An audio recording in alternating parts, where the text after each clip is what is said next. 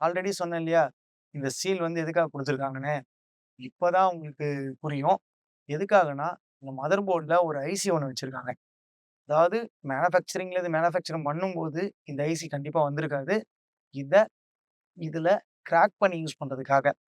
ஏன்னா நார்மல் சீரிஸ்லாம் போட்டா ஒர்க் ஆகணும் அப்படிங்கிறதுக்காக. அது எப்படின்னா, ஒரிஜினல் சிடில மட்டும் இல்லாம, ஒரிஜினல் சிடிய காப்பி பண்ணி கேம நார்மலா இருக்க லோக்கல் சிடில போட்டு விளையாடுறதுக்காக இந்த மாரி ஐசிய வந்து பில்ட் பண்ணி வச்சிருக்காங்க. இந்த ஐசிய தனியா புரோகிராம் பண்ணி தான் இதுல செட் பண்ணணும். இதுக்காக தான் அந்த சீல் இதுல போட்டிருக்காங்க. அடுத்ததா இதுல இருக்கிற ஐசிஸ் என்னன்னு பார்த்தீங்கன்னா, மைக்ரோ ப்ராசசர்ஸ் தான். இதுக்குள்ள ஜிபியூஓ, சிபியூஓ எதுவும் வைக்கல. Sony அவங்களுடைய அஃபிஷியல் ஐசிஸ் மட்டும் தான் வச்சிருக்காங்க. அது எல்லாமே மைக்ரோ ப்ராசசர்ஸ் தான்.